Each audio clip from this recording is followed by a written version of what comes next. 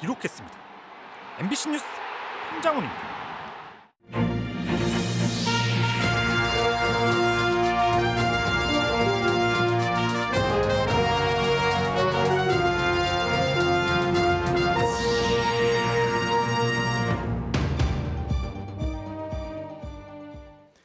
네, 시청자 여러분 안녕하십니까? 계속해서 MBC 뉴스데스크 충북입니다.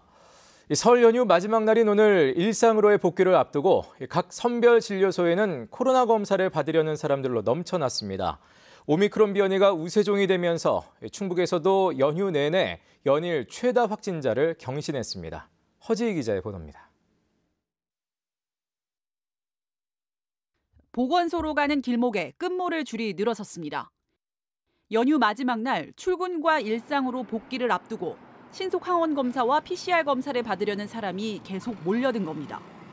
출근 전 검사를 의무화한 곳이 많아 직장인들의 발길이 많았습니다.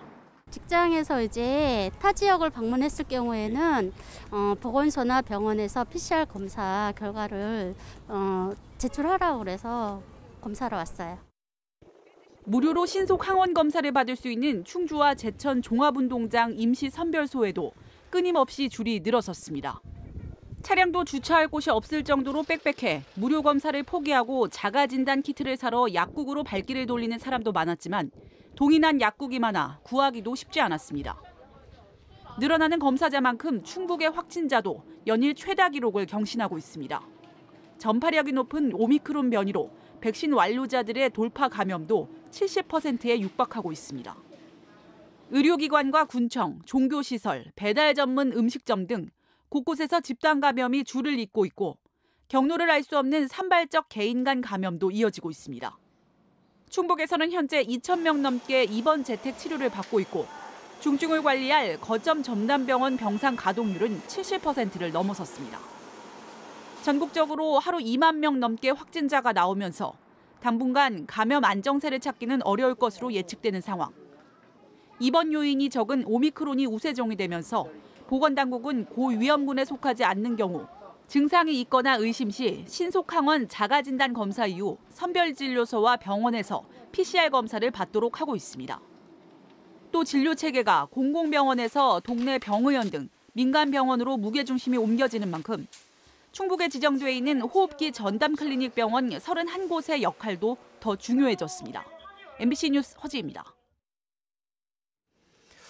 도로가 방음벽이나 건물 유리창에 부딪혀 죽는 새가 하루 무려 2만 마리가 넘는 것으로 추정됩니다.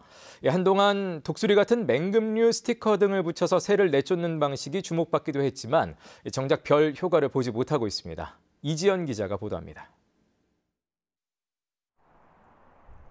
투명 방음벽이 설치된 도로가에 새 2마리가 죽어 있습니다. 맷비둘기와 촉새인데 날아다니다 부딪힌 것으로 추정됩니다. 방음벽과 충돌하는 걸 막기 위해 맹금류 스티커를 붙인 곳도 마찬가지입니다. 붉은 머리 오목눈이 10댓마리가 방음벽 아래에 널브러져 있습니다. 야생에서 혼자 살아남기에는 작아 떼지어 다니다가 겨우 한 마리만 목숨을 건졌습니다. 이 투명하니까 이제 날아다니다가 딱 부대에서 쳐서 이제 사체가 죽는 게 있으니까 출동해서 사체를 처리를 해요. 좀 안타깝죠. 지난 2년간 이 일대 300m 거리에서 방음벽에 부딪혀 죽은 새는 70마리에 이릅니다. 도로를 사이에 두고 야산과 방음벽이 마주보고 있어 산에서 넘어오는 새들이 부딪힐 수 있는데요. 이렇게 스티커가 붙어 있지만 효과를 보지 못하고 있습니다. 애초 맹금류 스티커를 붙이면 새가 무서워하며 도망갈 거로 예측했지만 실제로는 천적이 아닌 장애물로 인식한 겁니다. 장애물에 초점을 맞춰 다시 연구한 끝에 찾아낸 건 이른바 5곱하기10 법칙입니다. 세로 5cm, 가로 10cm 간격으로 점이나 선을 그렸더니 충돌하는 경우가 96% 이상 감소했습니다. 채광성과 경관을 해치지 않으면서 자연과 공존할 수 있는 방법을 찾은 건데 문제는 더 있습니다. 새 방식을 도입하는 데 드는 비용과 기존 건물에까지 적용하기 위한 법적 근거가 필요합니다.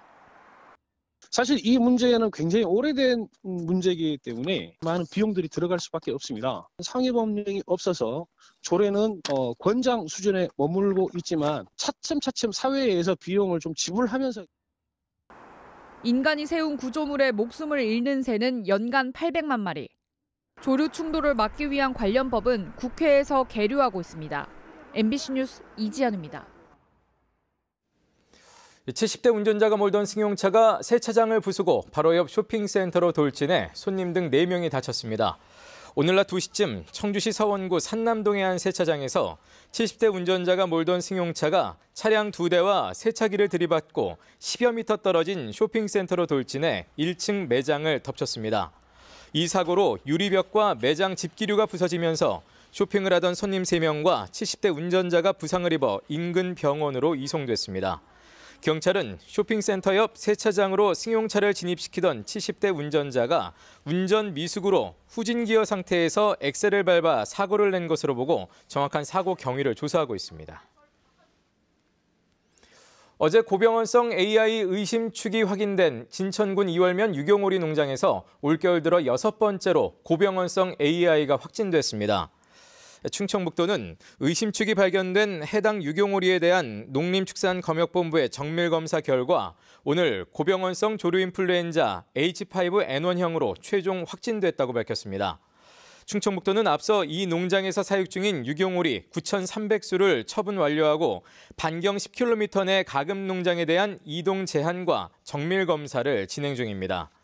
이번 발생 농장은 지난달 21일 발생한 진천군 광해원면 종오리 농장에서 4.5km 떨어진 곳입니다. 충청북도는 발생 농장이 소속된 계열사가 위탁 중인 다른 사육 농장 15곳으로도 일제 정밀검사를 추진할 계획이라고 밝혔습니다. 충청북도가 대기오염 물질을 내뿜는 소규모 사업장의 노후된 배출시설 교체 비용을 지원합니다. 충청북도는 올해 총 사업비 110억 원을 투입해 대기관리 권역에 소재한 사업장과 특정 대기오염 물질 배출 사업장, 또 방지시설 개선이 필요한 사업장부터 우선 지원할 예정입니다. 지원 규모는 시설비의 90%를 최대 5억 6천만 원까지 지원하며 오는 25일까지 신청을 받아 선정합니다. 충청북도는 보조금 지원을 받는 사업장의 대기오염 방지 시설에 사물 인터넷 측정기기를 의무적으로 부착해 배출 기준을 잘 지키는지 실시간으로 확인할 계획입니다. 청주시가 유기동물 입양비를 지원합니다. 대상은 청주시 반려동물 보호센터에서 유기동물을 입양할 경우로 질병치료비와 예방접종비, 중성화 수술비, 미용비, 또 펫보험 가입비 등의 용도로 한 마리에 최대 25만 원까지 지원합니다. 견주가 입양 확인서와 지출 증빙 자료를 입양한 날로부터 6개월 이내에 제출하면 지원받을 수 있습니다. 지난해 청주시는 반려동물 보호센터에서 가정으로 입양된 동물 729마리 가운데 426마리에게 입양비를 지원했습니다.